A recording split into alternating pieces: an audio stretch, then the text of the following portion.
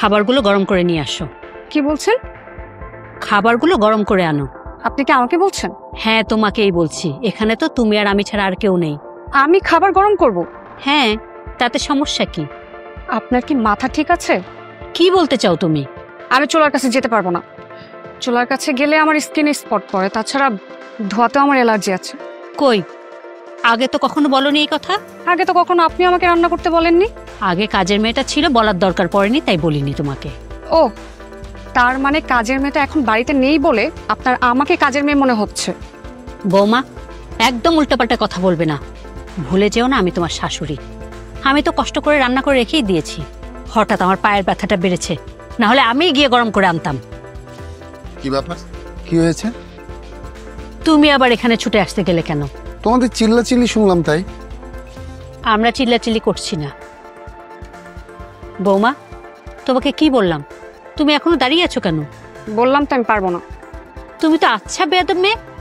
রান্না তো আমিই করে রেখেছিলাম, এখন তো তোমাকে শুধু গরম করতে বলেছি। সেটাও আমি করতে পারবো না। আমি তো আর এই বাড়ির দাসী বান্দি না। তাছাড়া রান্না যেহেতু করতে পেরেছেন, খাবার গরমও করতে পারবেন। তুমি তোমার শাশুড়ির সাথে এভাবে কথা বলছো?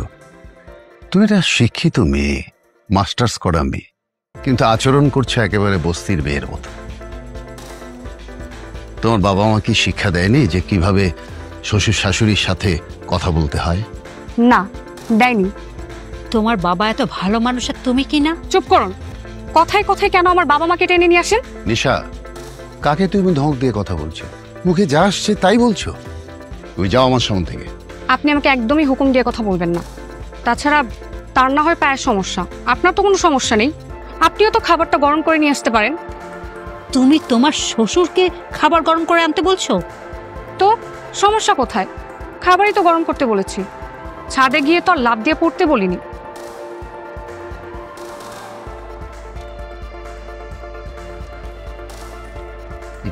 একটা বেয়াদব মেয়েকে এই বাড়ির বউ করে দিচ্ছি। প্রথমে তো এমন ছিল না, দিন দিন বেয়াদবের মাত্রা বেড়ে চলেছে।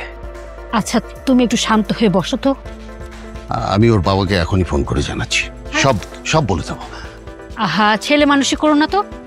আবিদ বাড়িতে আসুক, তারপর যা করার করা যাবে। তুমি বসো তো, আমি তোমার খাবার গরম করে দিচ্ছি। না না, তুমি বসো, তোমার কষ্ট হবে। আমি আমি আমি আমি খাবার গ্রহণ করছি, কোনো সমস্যা নেই, আমি খাবো।